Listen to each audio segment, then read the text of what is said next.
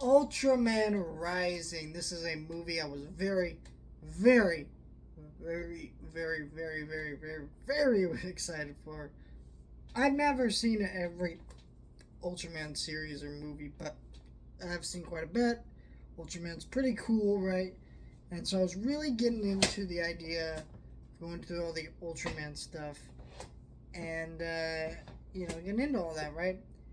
And so when they announced this movie, I was very excited about it because Ultraman's cool, but we've never actually had like an American adaptation of Ultraman. So this is something very different, very interesting to see come to fruition on Netflix.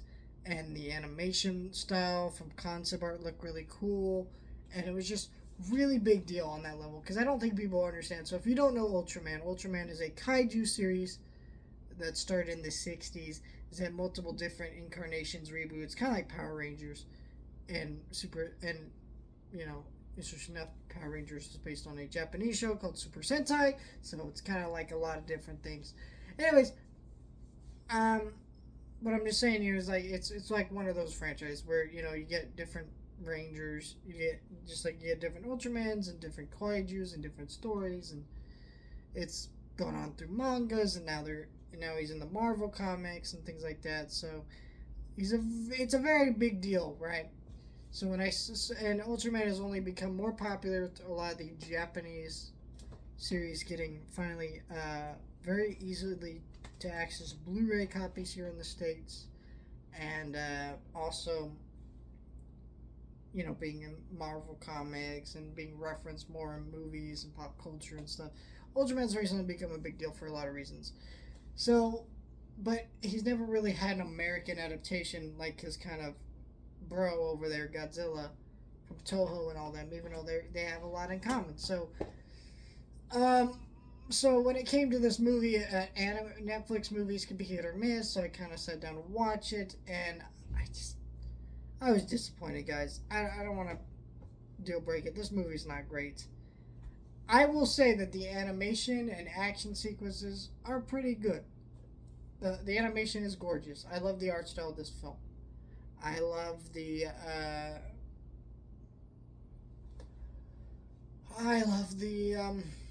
action sequences when they happen. Came out when they happen.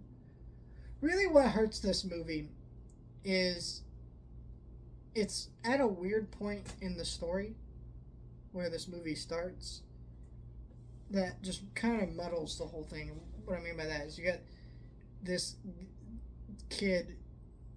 Well, I shouldn't say kid, he's an adult, but this guy whose family were different Ultramans throughout time, and now he's picked up the mantle because of his dad, and he doesn't really want to be the Ultraman. He wants to be a baseball player, and kind of dump all this, and he clearly has some beef with his dad. But the thing is, we don't really come to understand this until like more than halfway through this 2 hour and 1 minute movie. So like basically the last 45 minutes of this 2 hour or 45-minute movie, I would say, is when you start getting info about his dad and his relationship. And by then I just didn't really care anymore because I'm sorry, this character seems like a dick because he just seems grumpy about being Ultraman, and for reasons that we're not really privy to throughout large portions of the movie. And then also he ends up saving this baby kaiju, and the scenes where he's kind of being the dad to him, playing baseball with it, were kind of funny and cute, and I like that. But also just like him being a dick and being like, well, I gotta go to this meeting, I gotta go to baseball, whatever the fuck.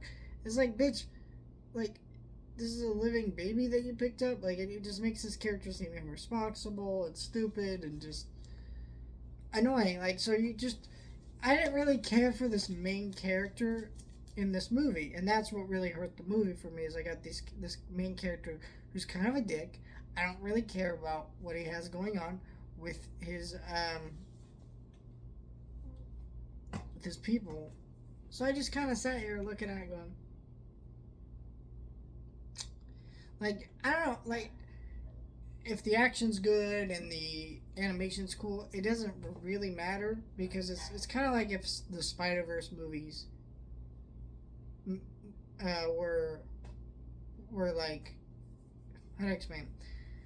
It's like if the Spider Verse movies, all they had going for them was cool animation, and you didn't really care about Miles or Peter B or Spider Gwen or any of the characters. All you just cared about was the cool animation.